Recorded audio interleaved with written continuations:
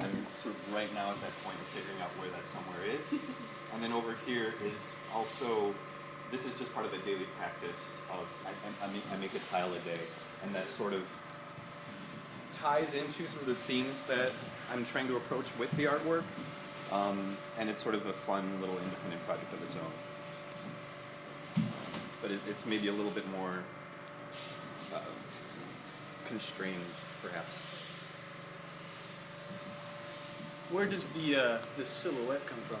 What's the story behind it? That's just that's actually, where did I find that? I found it maybe from just a book of like sort of clip art related things. Conceptually, where it comes from, I was really interested in the memory of the pillow and working with the form that's left behind, and that feeling of memory involved with it. That's really beautiful, strong part of the work. With the Really helps. Makes me That's think one of the things that we love.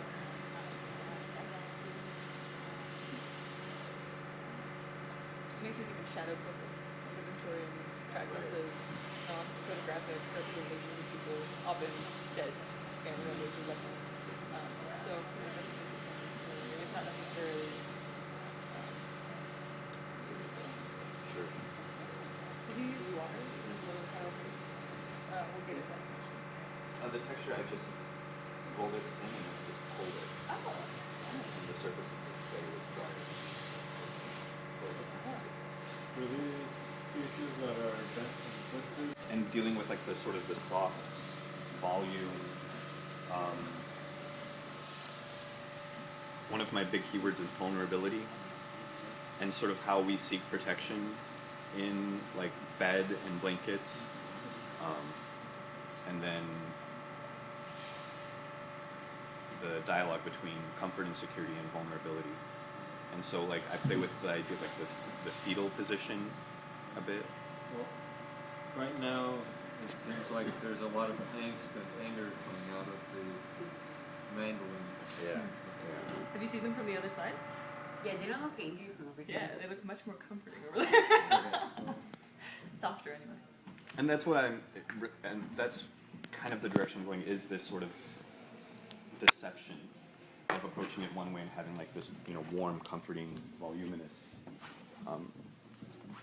approach, and then from the other side, witnessing it as sort of like a shell. A duality. Yeah. I really enjoy the simplicity of the glazes. The neutral tones are comforting, and are warm, especially in those two. This one, the texture, the wear of it makes me think that something's gone down.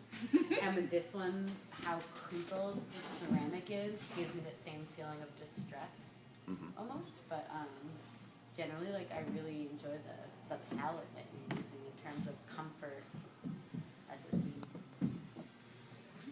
or vulnerability, or innocence, or a lot of things come to mind: cleanliness or lack thereof. This one's kind of crusty. Yeah. The way that it looks worn, it kind of sells you on the idea that it actually is cloth from far away. Yeah. You don't really second guess it. And that's been a direction for me in my process, is I've found a way to treat my clay like fabric. And that's kind of how I make these like soft armatures for them, and I roll out super thin slabs and then mold them and like crunch them or fold them and tie them to get these like soft folds. So are you like dipping fabric in slip and then No. like glazing it, or what are you doing? I'm working with a clay that is mixed with paper pulp, so the paper fibers have like a network in it, which allows me to have it thin and not tear as much. And then I roll out a really thin slab, and then I laminate between two pieces of like dry cleaner plastic. And and you can continue to roll it out, and then you just smooth the plastic over it, and you can pick it up and just play with it, flop it. You're not actually touching the clay, and it doesn't tear. And the plastic comes off. Yeah, and then I take off one sheet of plastic, and then I like mold it around the armature form or whatever, and then let it stiffen up, and then peel back the second plastic. And sometimes my form will just be like crumpled newspaper, and then I'll just wrap it around the form, fold it, twist it or whatever, and then just put it in the kiln and burn out the inside. Wendell Castle he's a woodworker for student maker, and he did a series of wooden sculptures, and they're chairs that are laying on pillows, and the pillows are all like puckered and Are the pillows wood? and the pillows are wood. They're carved and they're painted but like 2 feet away from them, it still looks like a fucking pillow. You should look them up. I think I actually might have some images that I took at the show on my computer. I could email them to you or something. Yeah. But you can look those up. Just what he was doing. Are you working towards that to get to a level of realism that 2 feet away you can't tell? Or do you want there to still be? I enjoy like areas where the clay does tear or crack. I think that element where you can see that it isn't quite what it appears to be or what it is suggesting, especially if you're playing with ideas of both strength and delicacy. That's one of the things that makes the place so cool, especially porcelain. I think especially where you get these really, really nice thin edges, you get that sense of like, and parts of it look really pulpy and like very stiff and strong, and then you get the fabric effects, and then you get those delicate edges or the kind of broken pieces. Like on this one, it really does look like fabric. I thought it was like out of the corner of my eye, I was like, oh, rolled up bed sheet or something, and then you get the tear on it. It really does look very good. Yeah, there's an interesting relationship that's going on between the soft look and the brittle material, and I guess that brings up a conversation about deception of the audience, like what you want your audience to walk away from. What do you want your audience to think when they see this? You want them to think like, wow, he's really good with ceramics, or you want them to think like, wow, what the fuck is comfort about, or like, Right. I have no idea like about any of that, but it's just it's an interesting dynamic that you've set up, and it's very appealing, I guess.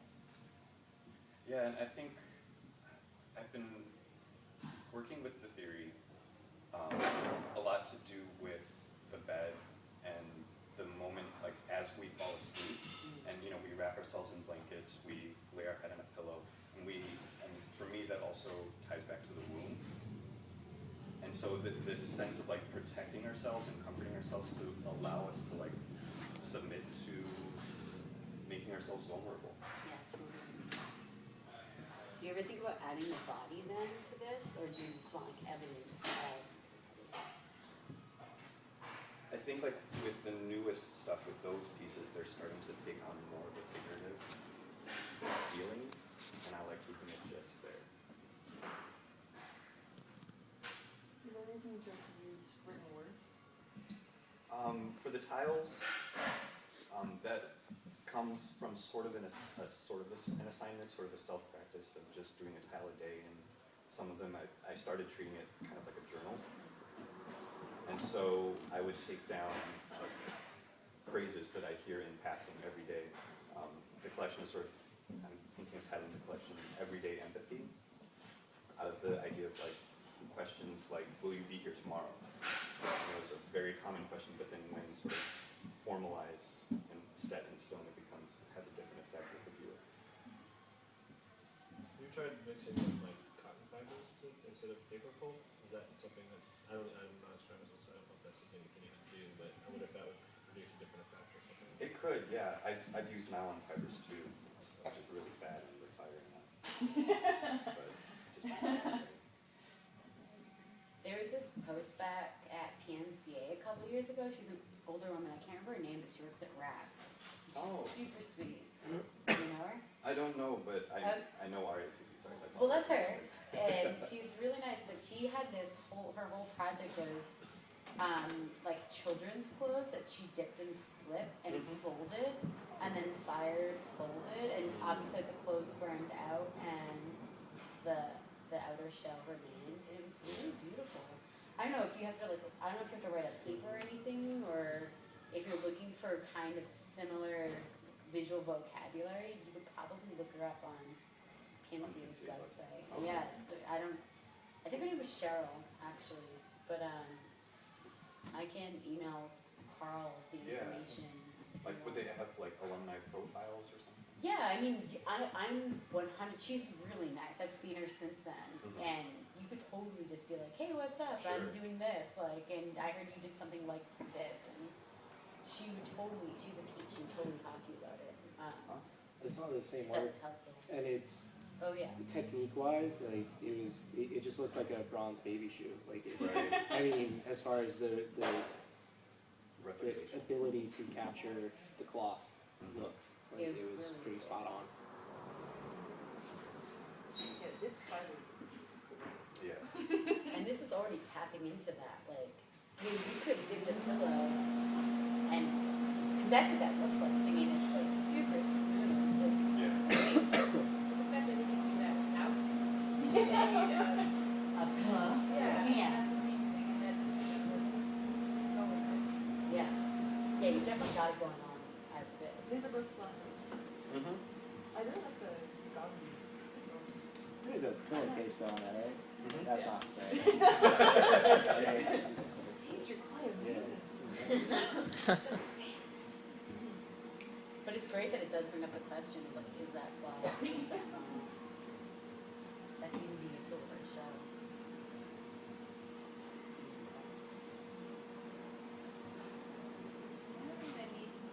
I don't think that needs a pillowcase.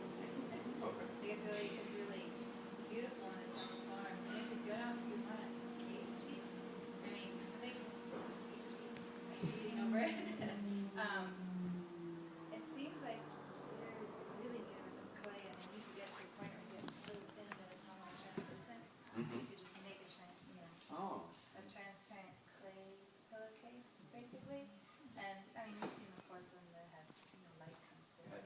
I'm working on that right now, Yeah, so we're doing a lot you with could put that. light inside it even or something, it'd be really beautiful. But There's a woman who used to be the studio manager at OCAC in Lisa Barton, Oh, yeah. and I've met her. she worked with light and porcelain a lot before she came to Oregon. because you're already on the track to controlling your feeding very well, so why not take it out of You've been working on your own mixture of translucent clay Yeah, slip. I've been working on a translucent porcelain slit for casting, and that way you can really control the evens and thins.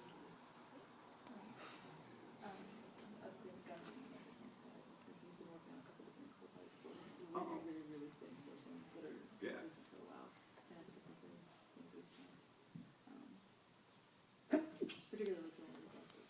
Mhm.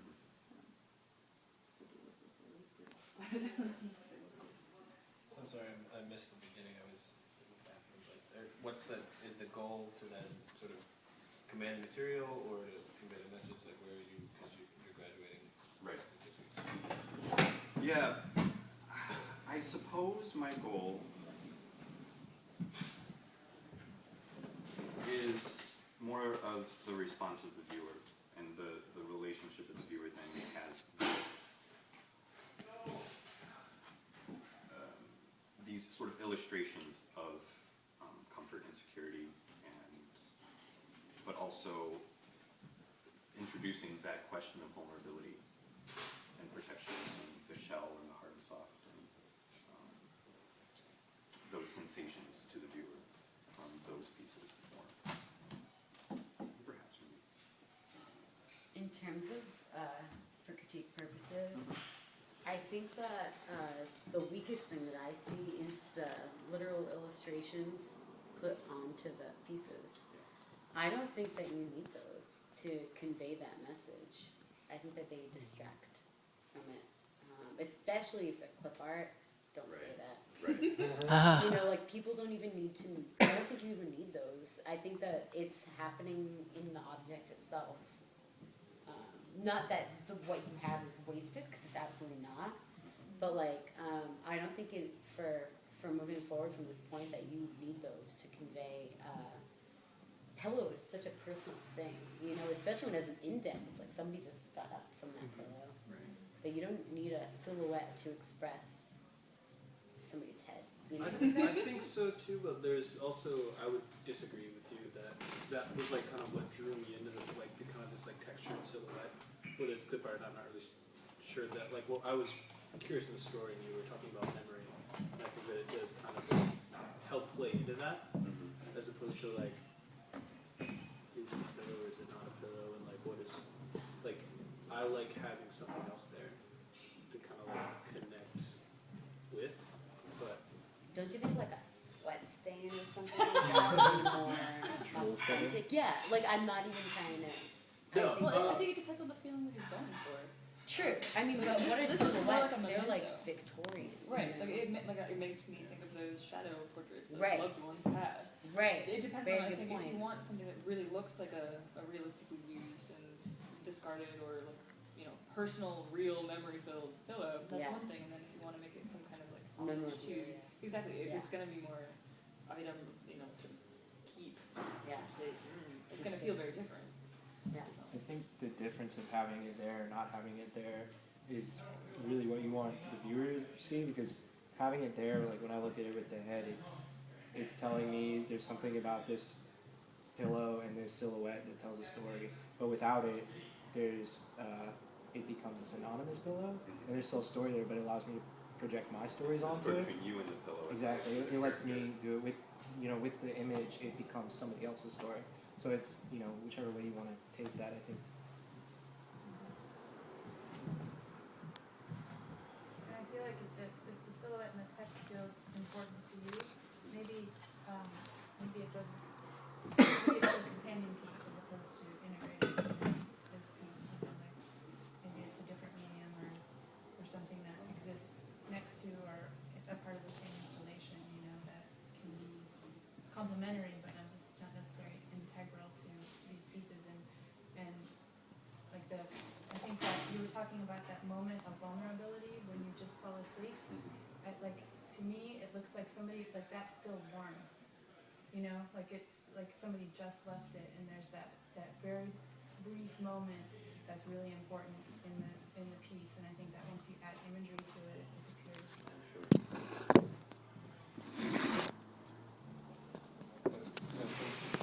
One of the most enjoyable parts of your files is the information left on, and if you can work in some hint of visual information into the pillows without us saying stuff. Like, I'm still working. I'm thinking, please, most the comments mostly towards these two, like the impression of your half an earlobe and side or hair, or I don't know if you sleep with your glasses on or not. That Probably not. hey, if you're tired enough. Well, it happens. It happens. But some having a stark surface with some indent, such as this, like that could be made from some part of your head or face. This, that could be